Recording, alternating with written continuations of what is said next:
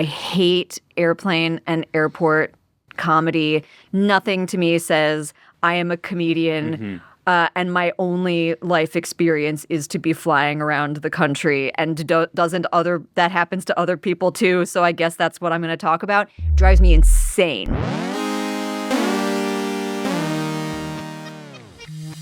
This is Good One. I'm Jesse David Fox, senior writer at Vulture and author of Comedy Book. My guest today is Kathryn VanArendonk, a critic at Vulture.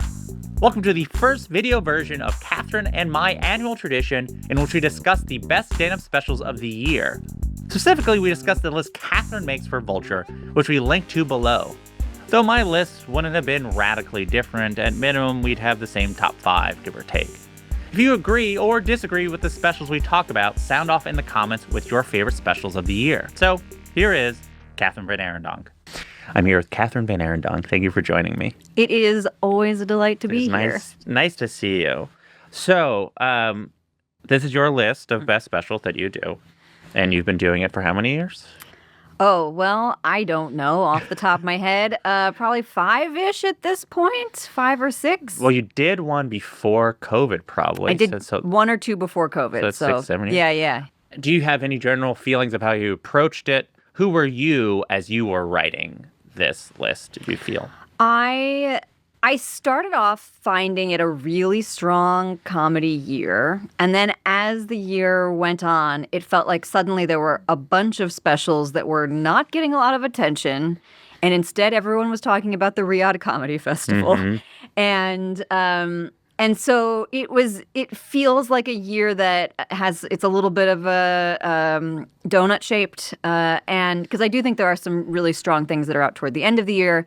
It is always frustrating when there are things that are released near the end of the year that I didn't get in time to put on a list. Yeah. But that definitely happened this time. The other thing that I wanted to say about this list is that I have now been doing this for enough years that I am more able to take the kind of approach that I do with a TV list, which is like somebody has been on a list before, maybe somebody else is on the list. Oh, interesting. Instead.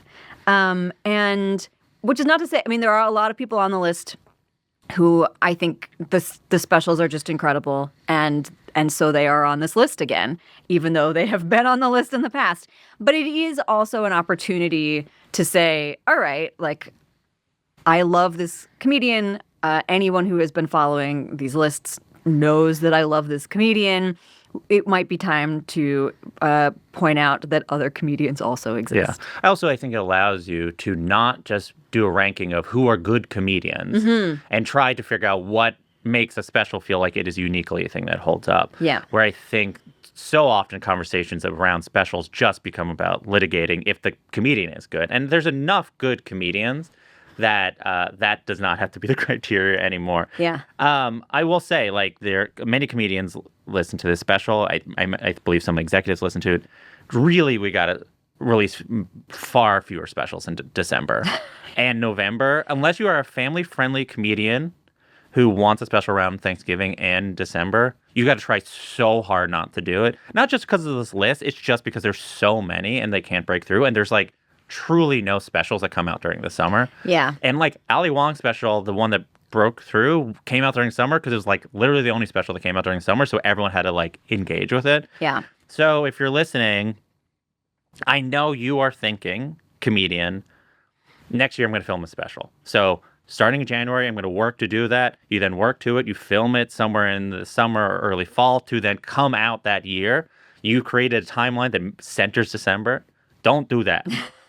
Yeah, I mean, we have to file these lists like the first week of November. Yeah. It's a good reality. So it's like, here are specials that are, so our top 5 are too similar for me to make my own list. It seems it would be arbitrary. But here are specials not on your list that might have been on mine. And the one that is most related to this is Kevin Hart's special, which came out on Netflix. I believe it's called Acting My Age. And, you know, Kevin Hart has put out good specials over the last 15 years, and they're good. Yeah, I've had them on the list sometimes. And you go like, oh, he's good, but, you know, he's busy, so you're not, like, expecting sort of anything, and you sort of just assume that's where he's at, because usually when comedians get to the level where they plateau or they're sort of, their attention is divided, they put out pretty good specials, and that's kind of what we hope from them. They're like, we're just sort of keeping their seat warm. And then this out of nowhere, he's super locked in. He has that spark that makes him such an exciting stage presence, and he figured out angles on the things that made him so good 15 years ago, which is how can he be self-deprecating and be underdog when he has hundreds of millions of dollars? Yeah. And he does that by like using Michael Jordan as a sort of like example of a different, like a person he's below, so then he can like talk shit about Michael Jordan. Yeah. And also then remind people like, look, I'm probably the richest person you've ever been in the same room with, but I'm in rooms with Michael Jordan, and Michael Jordan doesn't like me. Yeah. And the other thing is, he's now old enough that now you just talk about aging, which is universal. Like, I do think there's a certain thing where people are like, well, once you're like a billionaire, and you're unrelatable. It's like, well, people age. People all have bodies, even though he has like access to different things. And it's just as special about like really smart observations about getting older. And I think the last thing I'll say about it is he has writers, and I think if you're at that level, you should, because these are people that are working forever, or just people who, they probably are still richer than most people you know at this point because they work with Kevin, but they can be like, this is normal. Yeah. This is like, allows you to have self-awareness, I think gets robbed from you when you get that famous. Other specials I might have included, Roy Wood Jr.'s Hulu special. Yeah. The Ali Sadiq had 2 specials this year. I thought they both were really strong.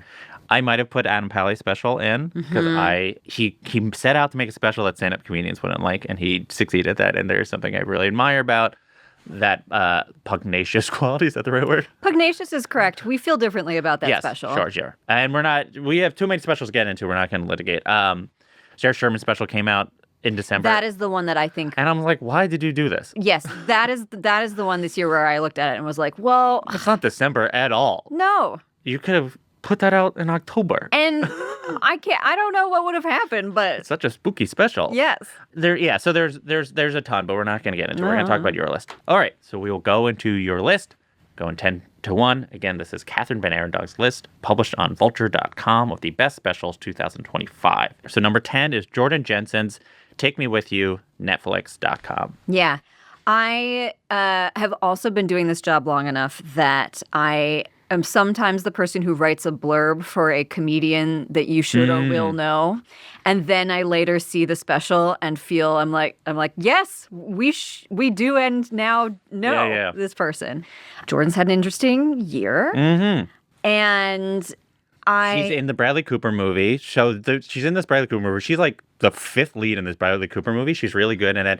And also, most people now know her as the person who went viral on Stavros' podcast, as he talked about here, for a very confusing thing she was trying to talk about around transgender people. A very unlikely thing for a comedian to go viral for talking about. Some of the stuff that is kind of she tries to get at in the special. But keep it going. Right. So I had been familiar both with Jordan's work and sort of her persona and the form of intense, often body humiliation, self-deprecating approach that she brings. But I hadn't seen a full hour from her. And it was something that I was really curious, like what a full hour would actually look like. It is a strange special to talk about because I also think there's maybe no special this year that I watched and laughed at as much while also feeling quite bummed.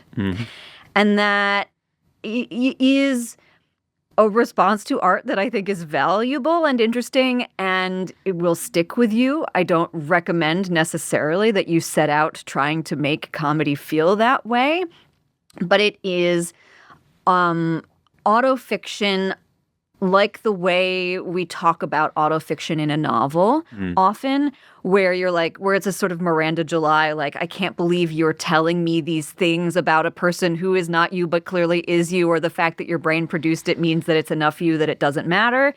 And I don't know how to feel about you, and I don't know how you feel about you. This is what this special feels like. Yeah. And I was captivated by that element of it. I was captivated by the writing of it, which I think is really tight. And it just felt like one of the ones that I was still thinking about. Yeah, it's a lot of oofs. Yeah. You know, there's a section, she at some point she goes, if you're thinking, there's one more joke about me having sex with my dad, and if you were thinking, if there's one more joke about her having sex with her dad, I'm going to leave now, there's going to be. And they're just, it assaults you with that. And I choose the word somewhat specifically. Like, there is a question of, like, are you allowed to do this, right? So essentially, like, the part that is toughest to listen to is she talks about that her dad would have sex around her a lot, and that had negative effects on her in many ways. And it really is unfortunate, and she finds humor in it, but also not. And the line that I wrote down is, she was like, you might say, oh, if I heard my parents having sex, I'd kill myself. And she goes, yeah, I want to die every day. And you're like, how am I supposed to feel about it? Yeah. It really is interesting. I mean, the question is sort of like, she opened for Louis C.K. It reminds one of the specific era of Louis C.K. where we would, like, constantly talk about masturbating in front of people that you then, like, look back upon. And it's not to say that, like, the audience must give consent, but you have to wonder, is, like, is doing this a worthy experience? Like, what is the audience getting out of this? Because clearly it's clear what she is getting out of being able to do it. It's why am I in this? Yeah, and I do think you get enough insight into the human experience, and it's funny enough. It just is a lot. And if you go, I don't know if I want that experience, like, don't watch it, because it will be that. Like, it will. She knows the exact amount for certain people's lines that she's comfortable with, but certain people will be like, actually, my line is, I want none of this. So it's going to be more of it than you kind of expect. Like, it's, let's say it's like 6 times more than you expect about wanting to have sex with her dad in a way that is not flippant. It's like not just a joke. It, like, actually is sort of rooted in something really complicated where you're like, you feel complicit in a sort of weird way, in allowing her to indulge that thinking. It's, but again, it's a fascinating watch, and the writing is strong and funny. Yeah. Number 9, Earthquake, joke-telling business, Netflix.com. Yeah, this is a special that I would probably slot into the I haven't talked about Earthquake on one of these lists in the past, and it felt like it was a really good moment to do it because this special has one of those big, like, I've been in this industry for a long time, and I'm going to be using this particular hour to reflect on things. I wouldn't say it's a career capper because obviously Earthquake's going to be out here for a long time, but it does have this sense of denoting, like, who he is at this particular point in his career, what his style is, and it is just so accomplished in he walks out on that stage, you know exactly his thing. It is so polished.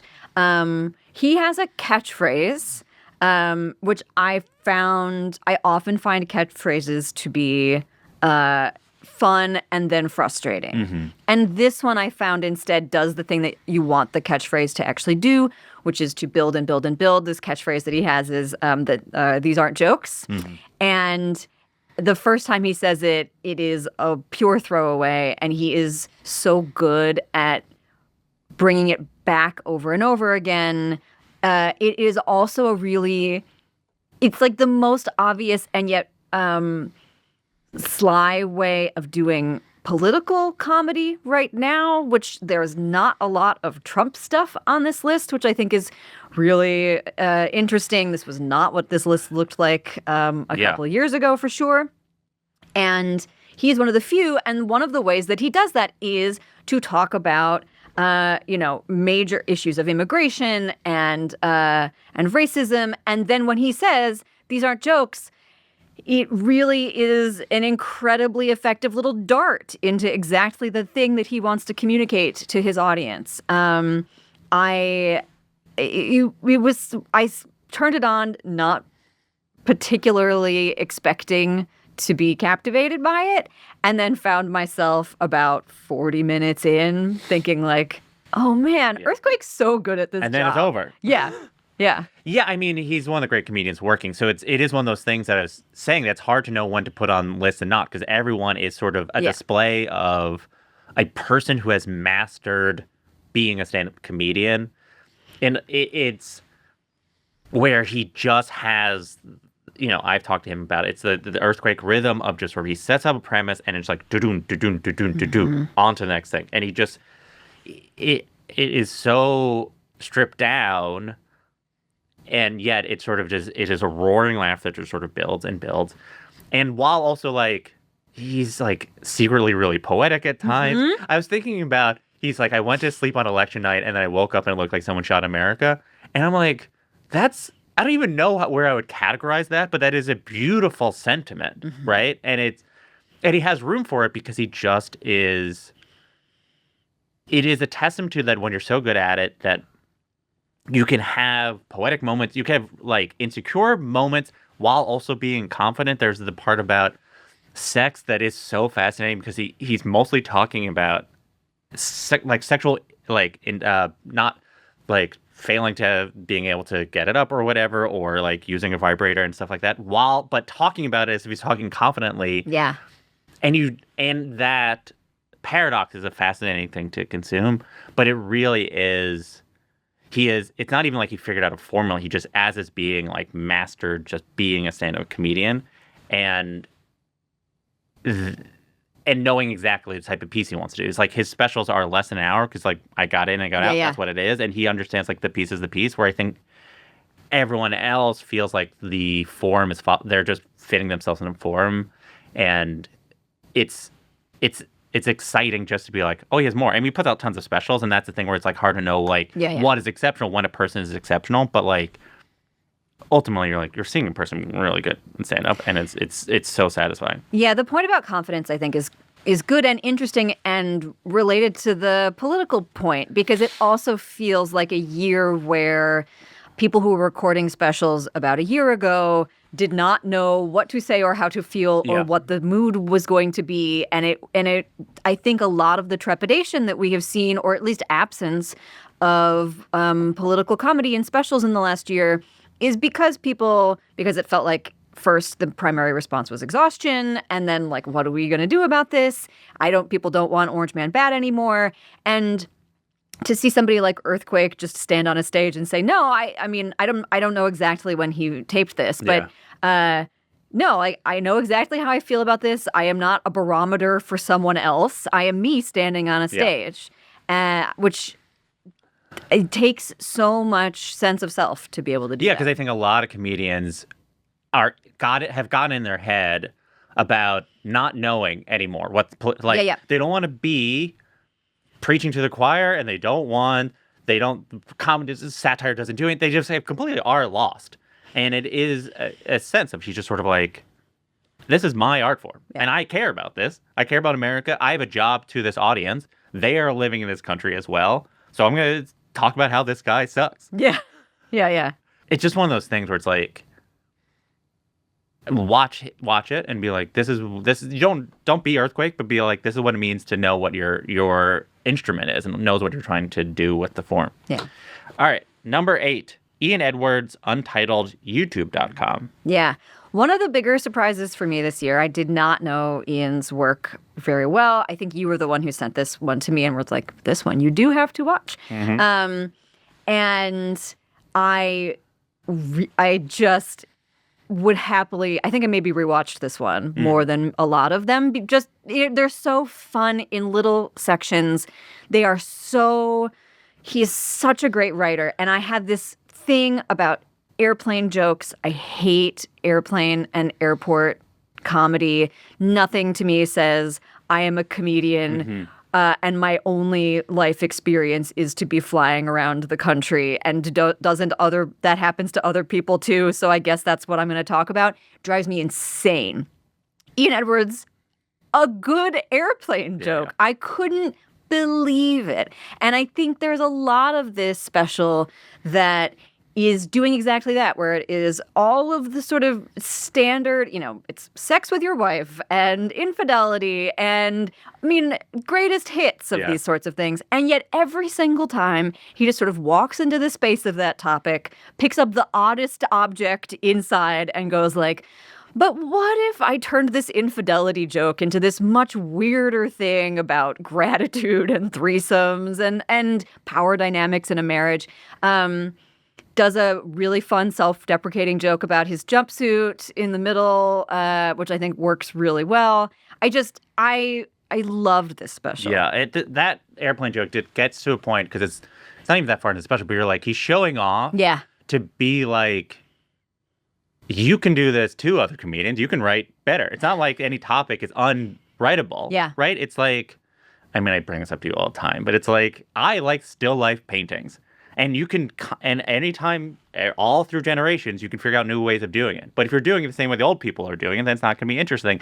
And there is a matter of this where there's a thing that comedians say that they'll like listen to the premise of a joke and pause and they can guess the punchline. And it truly is a game of being like, no, I am not doing that direction. I mean, even the first joke, you think, he talks about gender reveal parties, which is a hack premise already. Totally, yes. And then he is bringing up the idea of trans children. And you're like, oh, these are two hack premises. And he's doing it at the Comedy Store, which is a place that is sort of associated with, especially even doing trans material.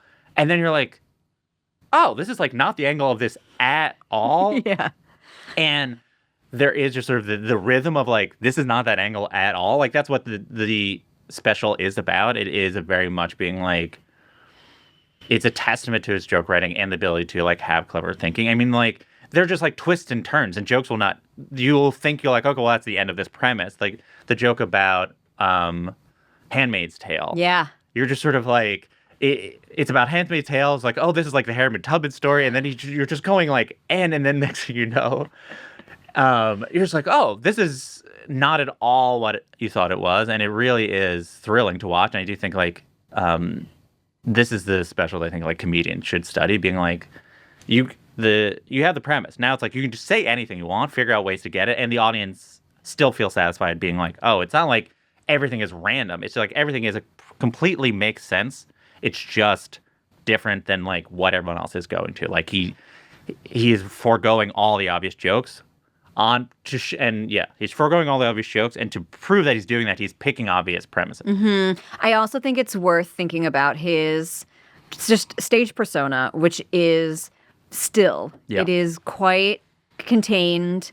It is not doing any kind of like cueing where any laughs are supposed to be. It is really restrained as far as, it's not as far as a sort of, he's not deadpan. No. But it is business-like in a way that I find really appealing. Yeah.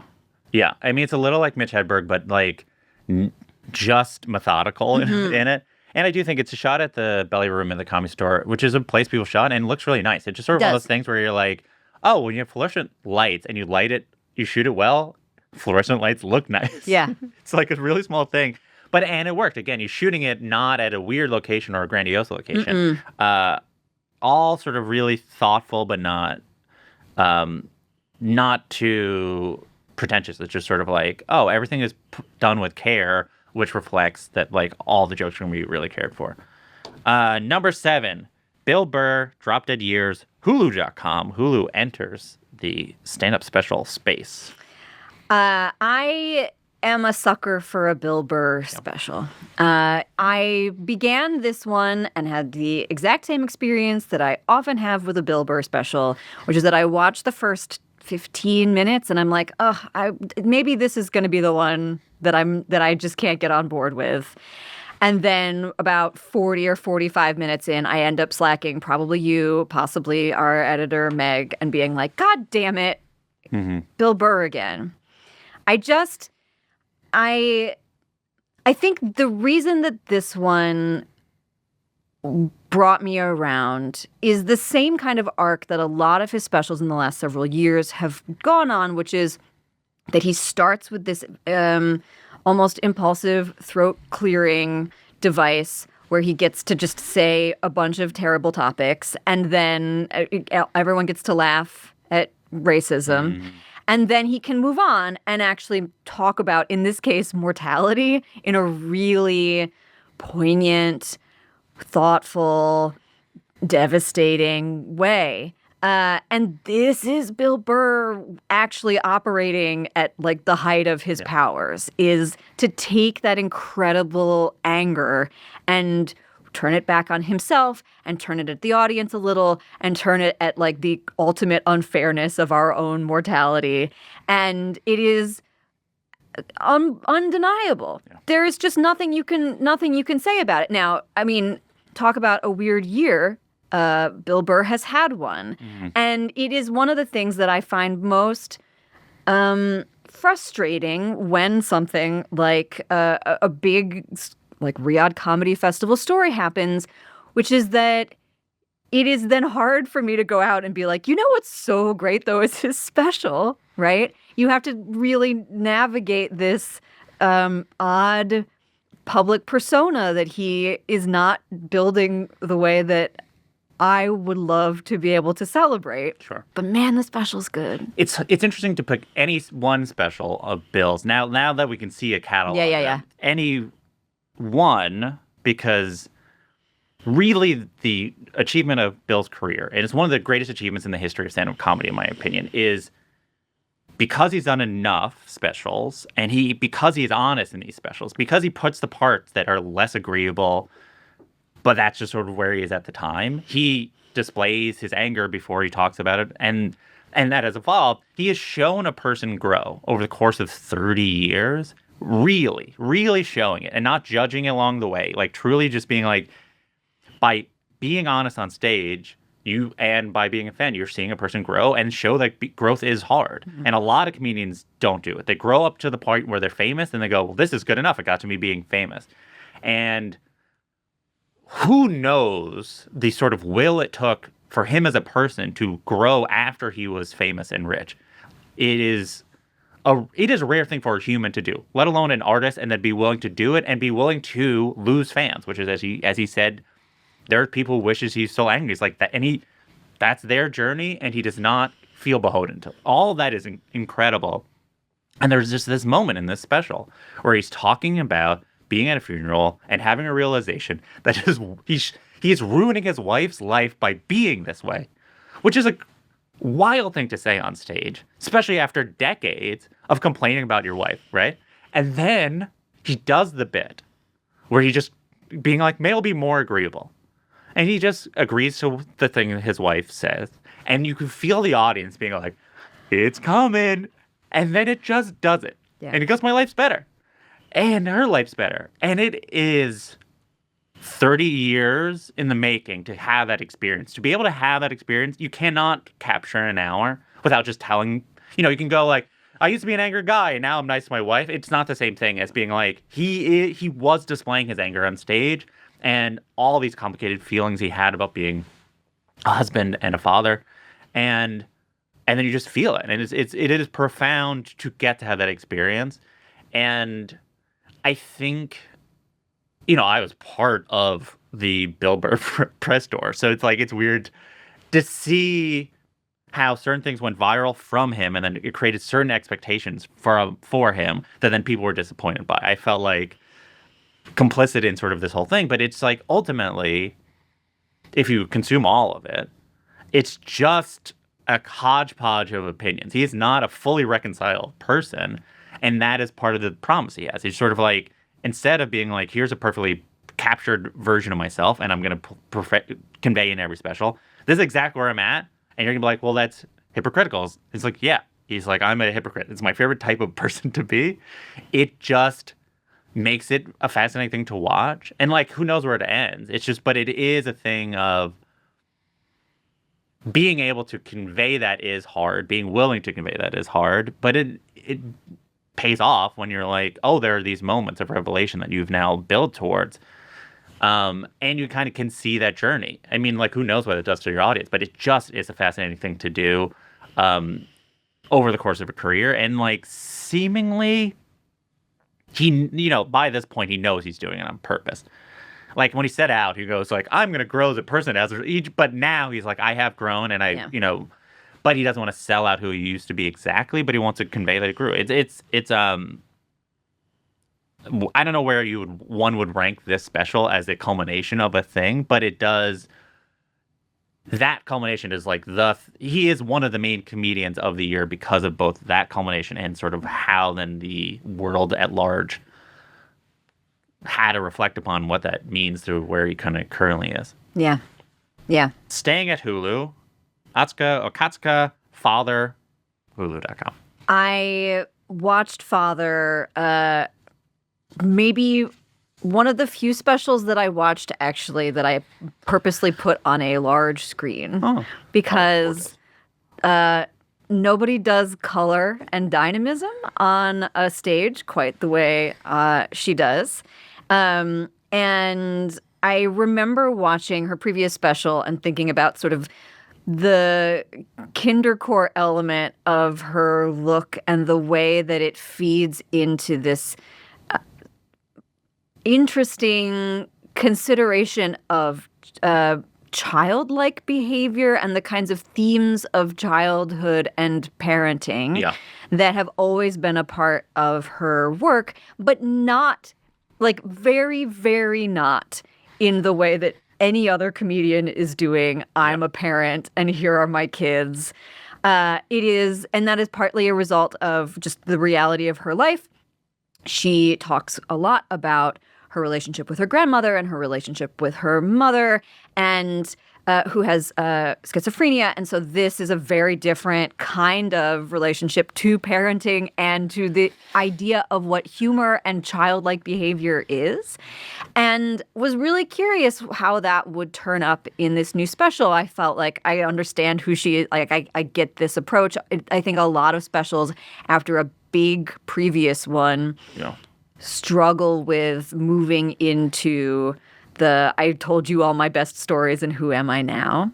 And I found this to be a really elegant way of negotiating all of those transitions into this particular phase of her career.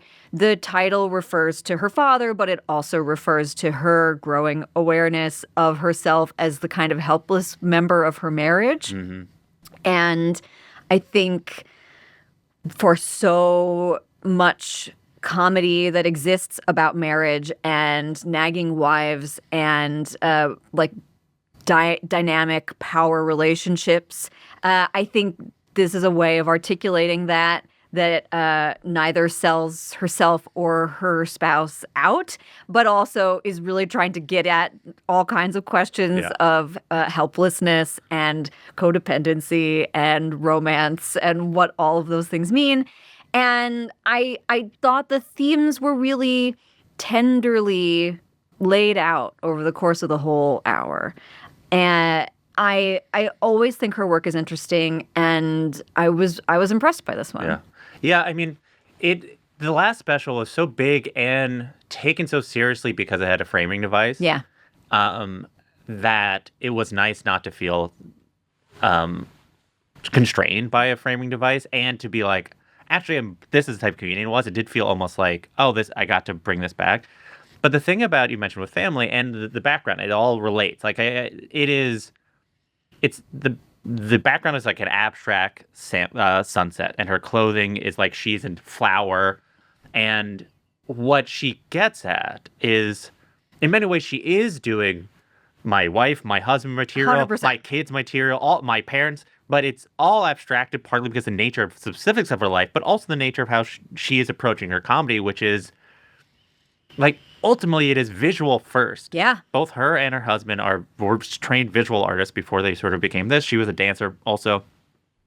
And so it is really understanding that these forms are abstract sense, and these are that we are just people. And when we think of father-based jokes, we think of father-based as is. It really underlines what is art and how art works and how we think of forms. And if you can do a joke about your father, but it doesn't have to be autobiographically about a father. And why is comedy so dependent on autobiography, especially considering her last special? It just raises a lot of questions about form intentionally while also being really silly and fun. It's a very fun special. I think it also, for how much conversation we have had about crowd work, has a little bit of crowd work feel, just a hint, a sprinkle, and then she retains the control of that artistic experience basically immediately. Yeah. Which I find, if that is something that is sort of required, or not required clearly, because many of these don't do it, but if that is sort of a part of the style of the day, I think is a really thoughtful and artistic way of incorporating something like that. Mm-hmm. Number 5, Marc Maron, Panicked, HBO. I always open up a Marc Maron special with hope and joy in my heart, and Funny way of putting it, yes. Am almost always rewarded by incredibly depressing, dark comedy about how the world is falling apart. But that is what the hope and joy in my heart was actually hoping for. So it has been fulfilled. I think this is a special.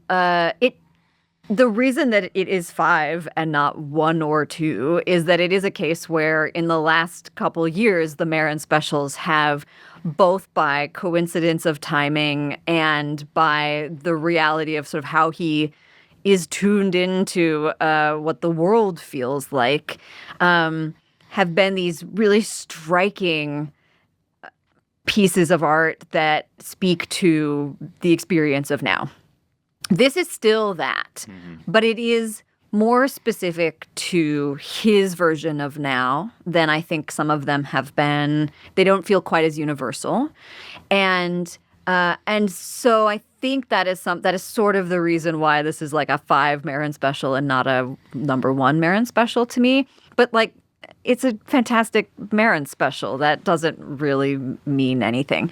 I think that he uses the California fires to talk about the kinds of Maron style, the apocalyptic feelings that he tends to like to get at in a special like this.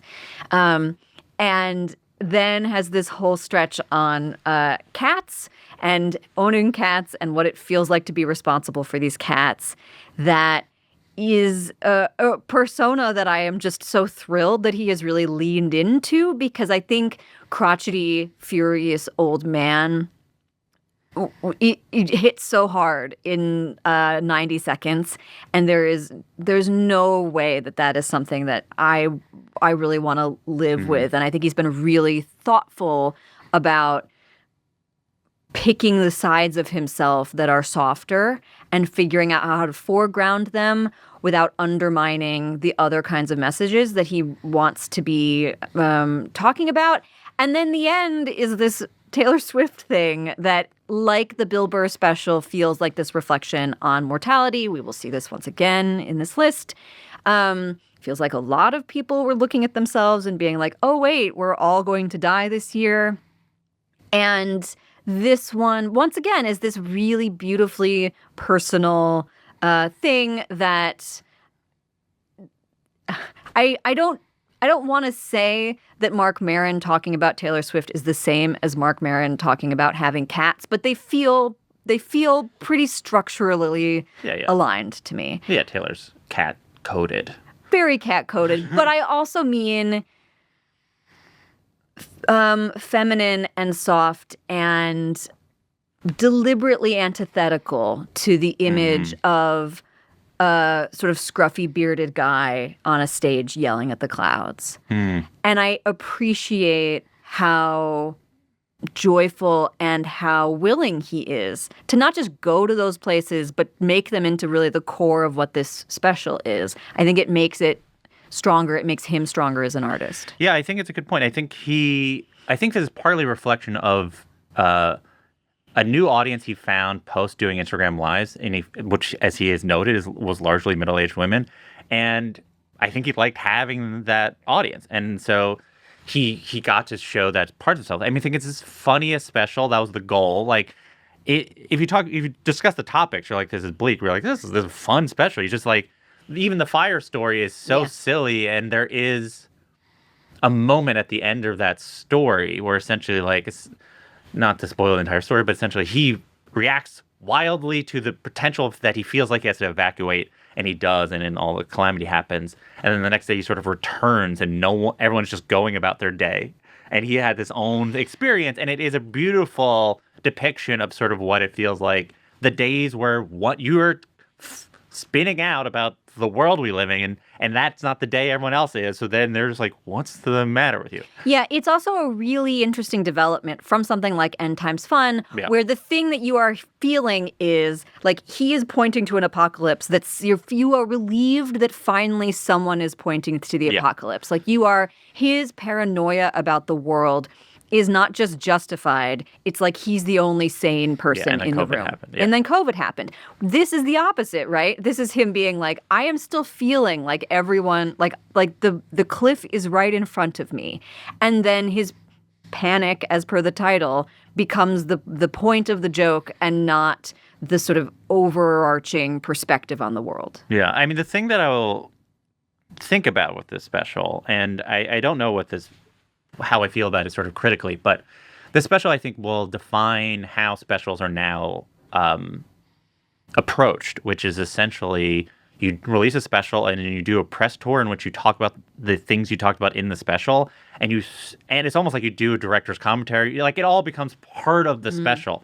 I was talking to a comedian who was like, I don't know, for this podcast, and they're like, I don't know what the point of the special is. Am I just making clips? And I was like, I think Marc is the example, which is like, that's how you make a special feel like it was a really big deal, which you essentially force the transcendence of the special by constantly being in clips and you're talking about the same things and people know you're doing the special, right? Like, the special is tied into WTF ending. And in many ways, it is the manifestation of WTF ending. I feel like more people talked about the special and the fact that WTF was ending than the fact that WTF then ended a couple months later. And I don't know how I feel about it. Like, as a person who likes stand-up specials and wants them to be seen as contained art forms, it does break that. But I do think, undeniably, this is going to be revolutionary, because I do think this will be the model that comedians try to approach, which is like, it's not just doing press. It's just because the flattening of everything and people are receiving clips, you want to essentially create a time, an era, Taylor Swift, and everything is cohesive with that era, right? So it's like, oh, when I'm doing press, I'm in the panicked era, and people feel it as connected because that's how they are that's their relationship to art or comedy now. Is that good or bad? That's a different conversation, but it is what is, and he figured out how to master it. So like, he succeeded at a game that hypothetically, at the age he is, should not have been the game he figured out how to do, but he figured it out. I think it's not good, by the way. But sure, we don't have time for it. I think it's terrible. I think it's awful. But I think movie presses are already bearing out that you rob from the interest in the film if you spend too much energy in the press. I saw someone on a podcast was saying, this is like a businessy podcast, being like, at this point, celebrities or actors should pay to be in movies, because actually the most money they get is from the press tour they get to do for a movie. And you go, I get what they're saying. I have a truly 15-minute tangent on Secret Lives of Mormon Wives Season 2, which we will not be doing in the context of this podcast, but it's the same thing. The thing that has to be reckoned with, as we have to reckon with, is for most time people like celebrity more than they liked art. And then we as millennials lived in this time where it seemed like people really liked the art. And it does seem like we're now back to people mostly care about celebrity. Well, most time in the recent, 20th century, celebrity is a concept versus art. Yeah. There's a longer history of that, but sure. Yeah. 20th century phenomenon. It was like celebrity. Then it's like, what if we all really loved reading about the TV shows we liked and taking everything seriously? And we're like, yeah, that's great. Well, we love art. And then people are like, well, the options are influencers or art. We're going to pick influencers. Well, now we might as well have actors be influencers, and that, I guess, is better. But AI is going to replace all that stuff anyway. This all feels thematically connected. Yep. Number 4, Kathryn Esposito, 4 pills, Dropout. .tv. Dropout.tv. This is the second year with a Dropout special on it. I look forward to our new Dropout overlords taking over. I think that this special, there are a couple of specials this year, this was one of them, that are not COVID specials, but feel like the long tail of a COVID special is finally turning into the kinds of things that even at the time, as we were saying, like when specials were starting to come out and everyone was doing sourdough jokes, it was like, this is not the real art that will be made about this era. This is the necessary throat clearing before we get to the people who are actually processing what this did to them. And I think this is a case where, with time, you watch how the sense of isolation and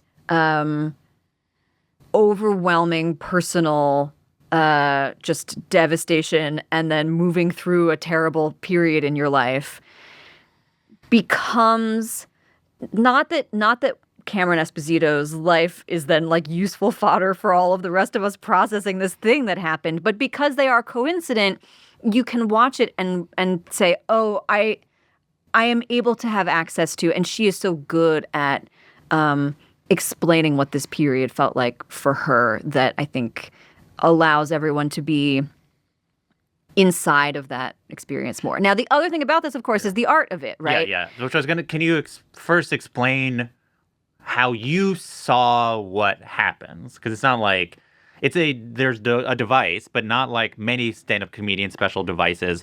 It is not like, this is the obvious device and we're doing the device now and this is what the device means. Yes.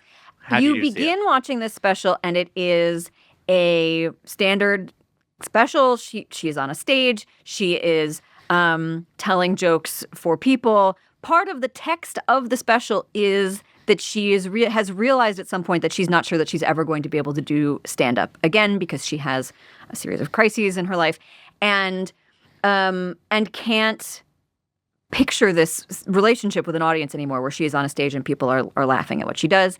And it takes quite a long time before this starts to happen. 35 minutes. You start to get very fast flashes of her in a white room by herself telling the same joke to no one, and then no one laughs.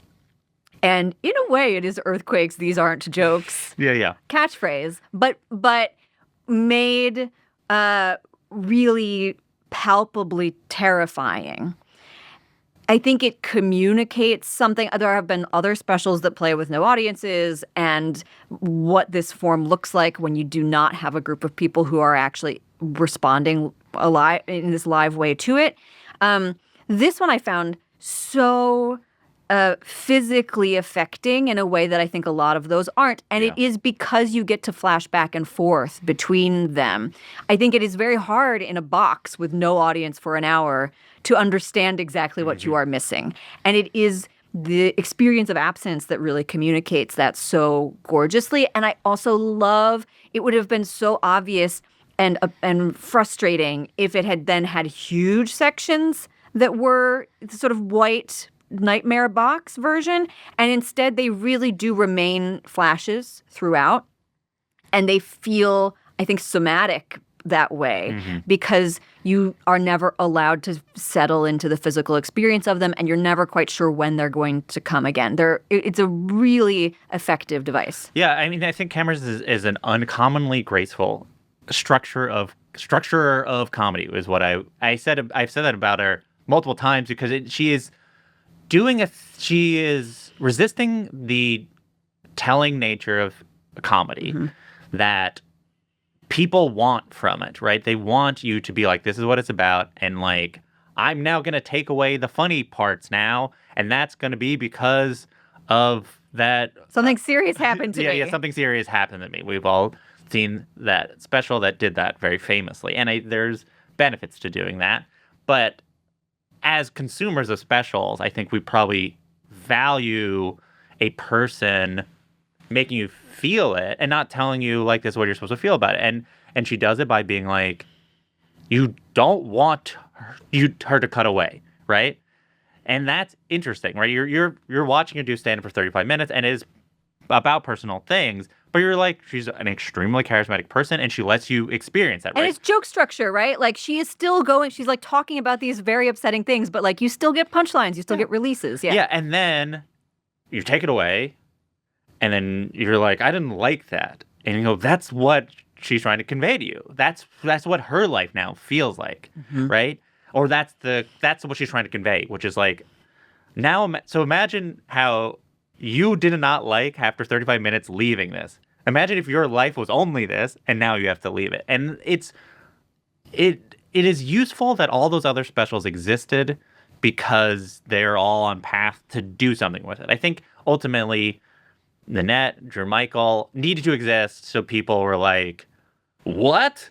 And then you can play with a little bit more. Like ultimately the breakthroughs are going to be like, I don't even say clunky is a bad way, but you had to like jam it through.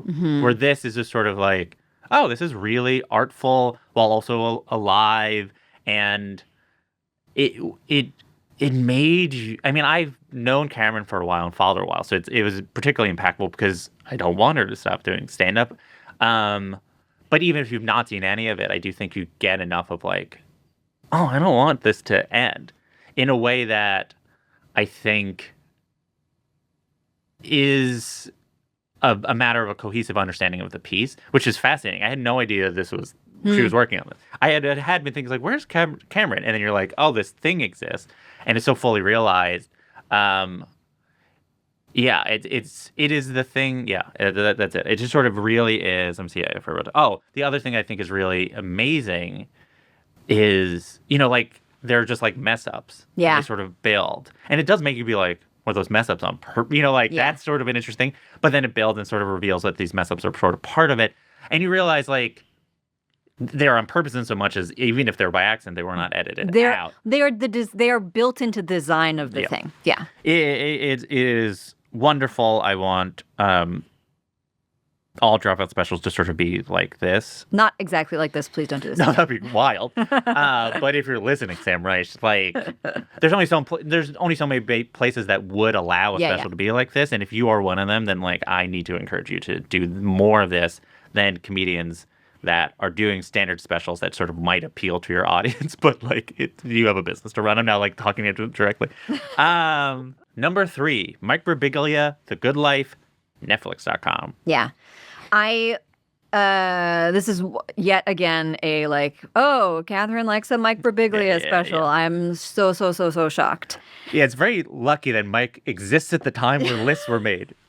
Because it's just sort of like he made specials for people who make stand-up special lists.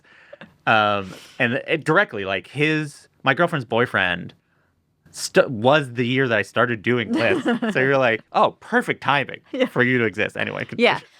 Here's what I will say about this one in particular, though. It felt, first of all, like it was in conversation with what so many of the good specials that this year were about. We've already talked about Maron and Bill Burr and this looming sense of suddenly thinking about mortality, or perhaps not so suddenly, but now feeling like this moment is the right moment. And not that this was purposely what was happening in the world, but you do kind of have to think about the sense of political doom and not knowing where to put that. And instead it can sort of come out in these ways of like, oh, well, we'll all die. And that is what this special is in a lot of ways. Except that his last special was this even more explicitly, and I struggled more with it because I felt like it was trying to be formal in a way that alienated me from the thing that he was trying to get at. This sense of it can all go away in a minute. Age is coming for us all. And I was so distracted by the devices of it, I think, that it made it harder for me to really live in what the space that he was talking about. And it turns out also that when you are a careful enough, structured enough writer, which Birbiglia sort of defined what the shape of that is for a stand-up special, it is almost more powerful to not rely on those kinds of, I don't want to say cute in a denigrating way, but like of the really heady abstractions, because the structure of the writing is strong enough to get you there in a sneakier and sort of more emotionally effective way.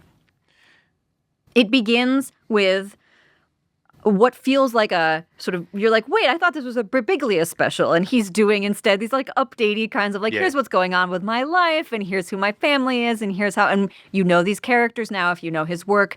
And then it gets to sneak in where you're like, oh, it's about his dad. Oh, what's going on with his dad? Oh, I've tripped over the thing and now I understand what we're doing. And it is like the Cameron special where sort of halfway through you realize the game that's been played this whole time. And when you can pull off a magic show like that, it just absolutely gets you. Yeah, I have so many to say about it. I think it's really great. This was the special that there was a Good One TV special that aired on Peacock. I don't know what year it is currently. Was it last year or 2 years ago? I have no idea. We filmed it in 2023. And so we filmed the first 2 weeks, or first essentially 2 weeks and then another 2 weeks a month later, whatever, of what was working on this. And we spent an amazing amount of time with a person who did not know what they were working towards. And if you watch back that on Peacock, and please do, watch it so much that they're like, what is happening? We must make more of these. It is amazing because he does not know what he is working on. Mm-hmm. But if you watch it special, it sounds like a person who knows they're working on this. And I will say this, beyond how rare it was for me to spend this much time with a comedian at the beginning of the process, all these people who spend much less time with comedy were in this weird position of watching. We filmed like 8 of his hours when he was just like throwing out different things that worked. And I remember him being like, I think this is just going to be like a show that's just jokes. You know, it's not going to be anything. And I'd be like, I know what this show's about. I knew it then. And then I told him, I think a year later, he goes, yeah, that's what the show's about. And I hadn't even seen it, which was essentially, so he says something in the special, which is like, you know, I do these shows about these heavy topics. And the last show was about death. And it's like, what's more serious than death? Like, what's more important than death? He was talking to me. I'm on the other side of the camera and I go, life, right? This is a special about realizing you have to live. And what does that mean with the specter of death existing? That is a much bigger topic than just death existing. Mm-hmm. And I think the problem with the last special was like, actually the idea that we can die at every moment is like not that interesting in of itself. It is more interesting in the context of living. Mm-hmm. How do you live when you know that's the case? That's more interesting. How do you have mundane conversations with your daughter when you know that's the case? Yeah. That is fascinating. And I think Mike's great skill, like it is unbelievable, is that if you look at the one sentence description of what all these shows are about, I was like, yeah, that's obvious. He takes the longest road possible and the most complicated road possible to end on an extremely almost mundane answer. Because like the answer is not that interesting. The answer is going through it. The answer is life. It is not the fact that we can die at every moment. And it is, I'd say it's definitely top 3 specials for me of his. And I think like that is noteworthy. I think there's something about the new one I really love the structure of. And I always have loved My Girlfriend's Boyfriend. But it's definitely his top 3 and we'll see how it lasts. The other thing that is noteworthy about this special in the year of the Riyadh Comedy Festival is the section about visiting the Pope, right? Yes. So the Riyadh Comedy Festival happened, and then a lot of comedians were like, well, we're bringing free speech there. And then they all came back, and they used all that free speech they had to talk about how great of an experience it was and defend going. Yeah. And someone goes like, well, it's like, well, what if all these comedians visited the Catholic Church? It's like, well, they all did. They all did. And Mike uses the fact that he visited as essentially a way to talk about how all of his problems with the Catholic Church. Mm-hmm. And that is being free speech.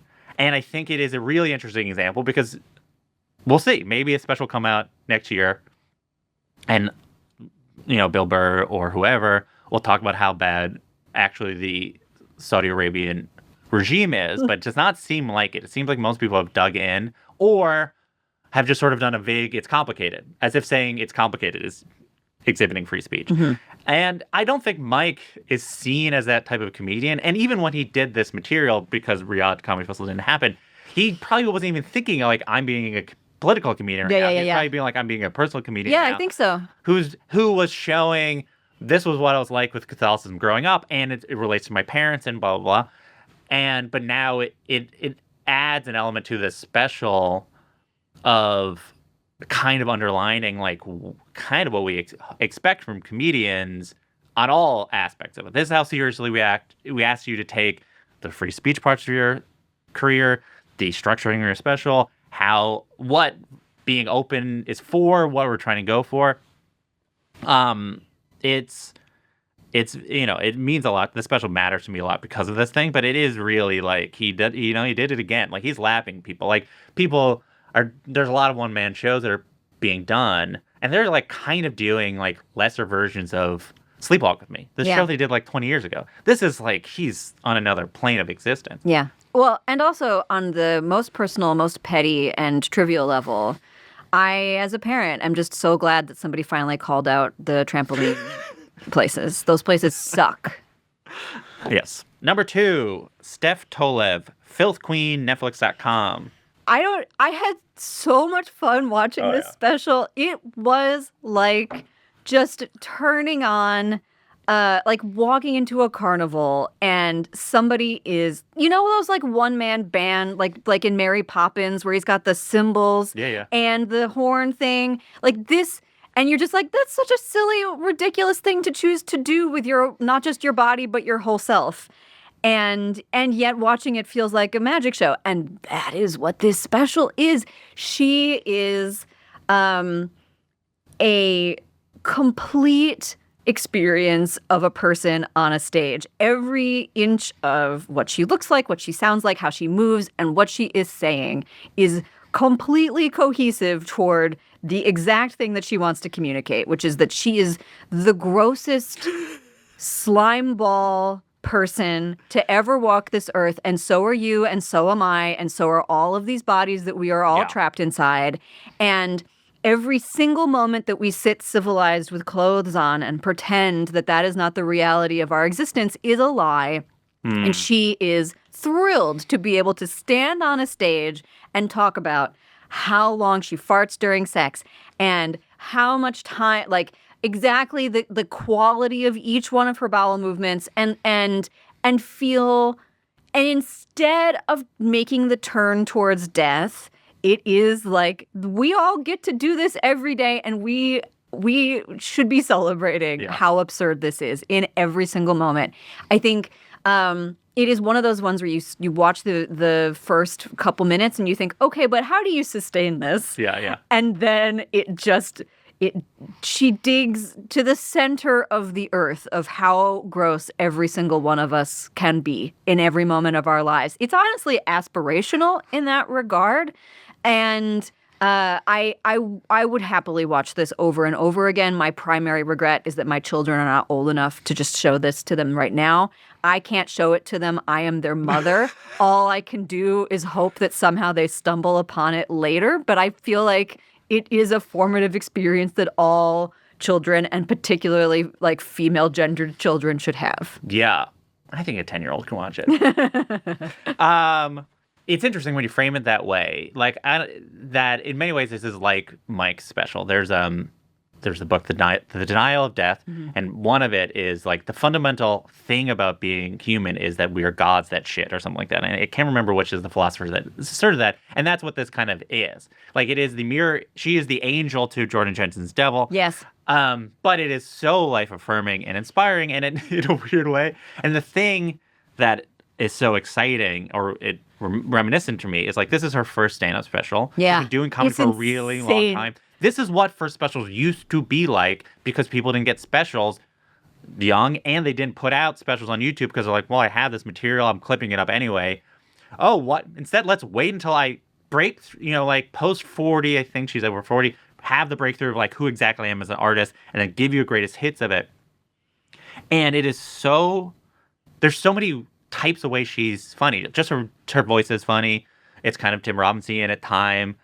And then her body is how she hunches. I believe I describe her as a Wolverine with the soul of a poet. Like the writing is so dense.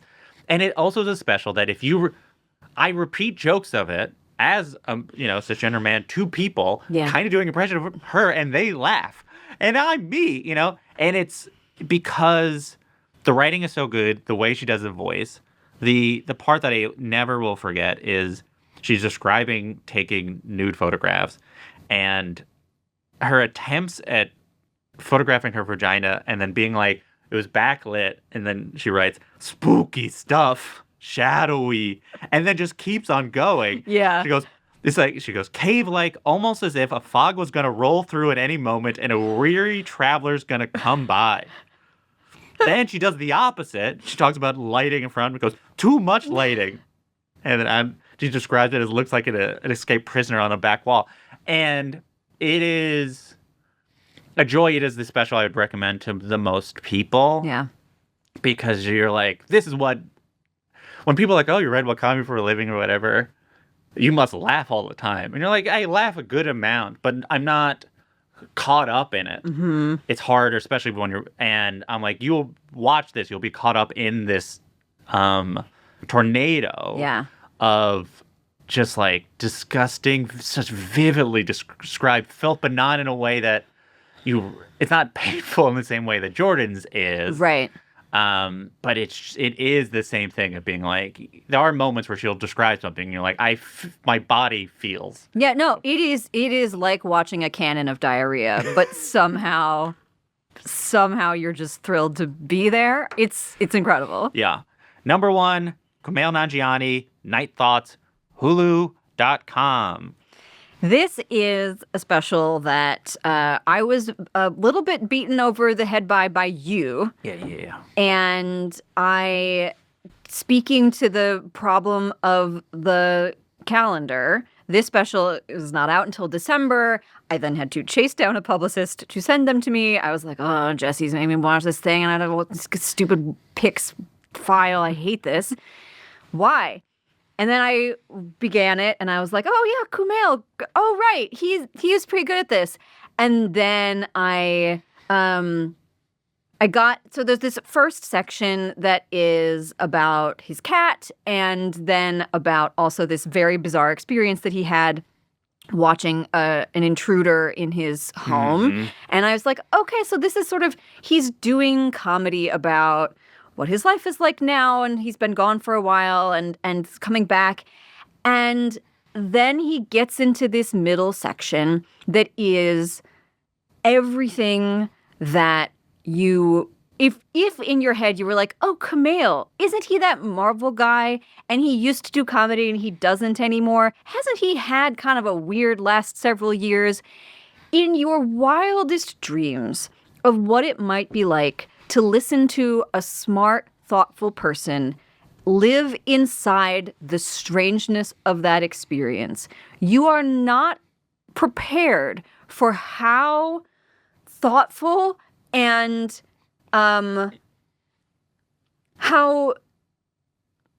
emotional and controlled and considered he is about the human experience of the dissociation of it's COVID, but then also digital lives, social media, press tours, being famous. And there are so many comedians, we have talked about this in the past, we've already talked about it in this episode, you get famous and you can't relate to people anymore, and your lives are no longer sort of recognizable, and so then what do you stand on a stage and talk about? And I think even if this special were just a very smart person able to unpack that, it would already be this incredibly fascinating document. What he is able to do is to take that and then actually live inside how what the world has turned into makes us all experience that same thing with him. It is astonishing how effective and moving it is for him to sort of open himself up and then be like, guess what? Actually, we're all in this place together. It's incredible. Yeah, I mean, the comparison I think of right now is sort of Richard Pryor in two ways. One, there's something really impactful about a comedian who stops and comes back, right? So then when they come back, well, they're like, what are they going to say now? And for Richard Pryor, we were talking about like weeks, and, you know, it's really not but the quitting, often happens kind of around 40. And I think that a lot of comedians are having midlife crises that are partly spurred on by, it's like less about mortality, but it's almost like the strikes inspired mortality issues with them, and Kumail is definitely an example of that. But Richard Pryor is like a reminder about like why it's useful for comedians to be famous, right? There is something about the public image of a comedian or of a famous person that that's existed for a modern conception of fame, as you've noted, in the 20th century and forward. And being like, that's life, is our perception of this person being famous. And then they have the ability to be like, this is what it's really like. And now, obviously, there's layers at stage. But like, just that revealing behind the curtain is ultimately like religion-esque, right? Right? You see the shadow of a thing, and then being like, do you know that thing that we think of as existence? Well, that's actually a shadow, right? Like the thing I thought about Kumail is like I read is the allegory of the cave, and in a lot of ways, and partly I think he has the benefit of the fact that he was gone for a long time. Yeah. And I think it's in two ways. One, he was being a person in therapy, getting to have these observations. So it's the greatest hits of everything he has thought. Yeah. And they're thought through, not in front of people. He had to figure out how to make it funny. He had to figure out what he was like as a comedian. But there's also the fact that the thing that I watched the special and I am processing is like, it is so good. He is so good at writing comedy that I go, what was I watching these last 7 years or whatever? I'm the person chained up. We all are chained watching what is on these streaming services and be like, this is good, right? You're like, this is good. It's all comparative. And then out of nowhere, a person from the past shows up doing what it was like in the past. Yeah. And you're like, wait, so it was better. Like, truly does feel like he was just dropped into the now with the skills of that. And the part, like even the intruder part, it is so funny. It gets to a part where it's just like 3 minutes straight of new punchline. Yeah. And you're like, that is not really what people are doing. It's a mix of the standards are sort of lowered in weird ways. Streaming services are telling people put out specials every 2 years, and you don't notice the lessening in quality because it is like frogs in the boiling water, where slowly the quality of everything is lower. So we're just sort of like, yeah, no, this is the quality of things. So a friend of mine had seen Pluribus before I had seen it. Yeah. And I was like, how is it? And he was like, it's like if you only had frozen yogurt and then somebody was like, would you like ice cream? Yeah. It's 100%. It feels like new colors exist where you're like, oh yeah, colors. Red, blue, yellow. Those are the colors, right? And you're like, no, there's more. You're like, no, they're not. And also, I'm fine with these colors. Yeah. It's colors. It's better than the black and white stuff.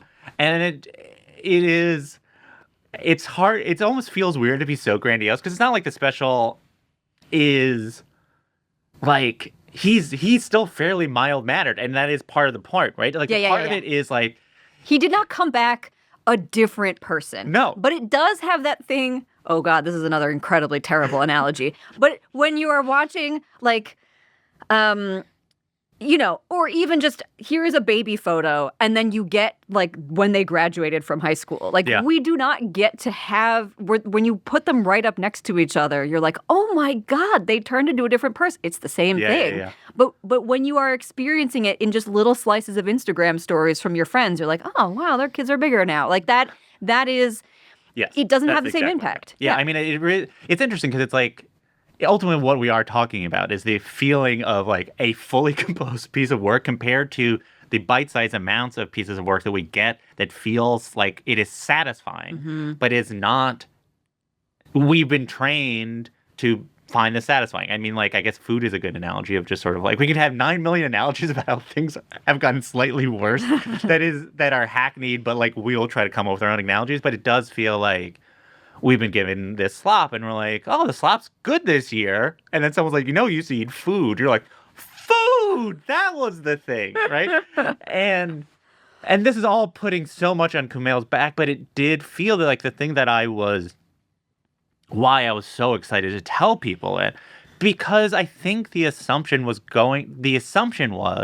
he'll be pretty good. Like Kumail I remember Kumail being pretty good, and he's a famous person. He only had so much time, so it'll be like pretty good. And then I'd be like, no, like weirdly, it's like the best performed comedy in ages.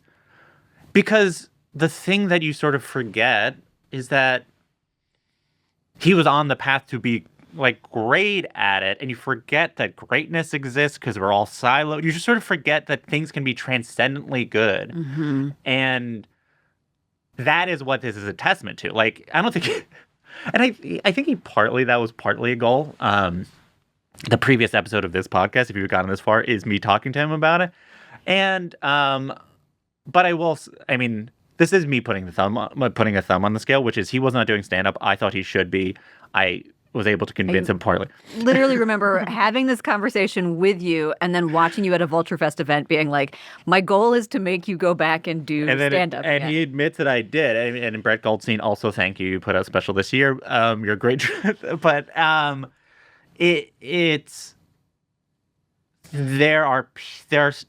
we watch a lot of comedy. And a lot of it is good. And good is nice. But people are able to reach other gears.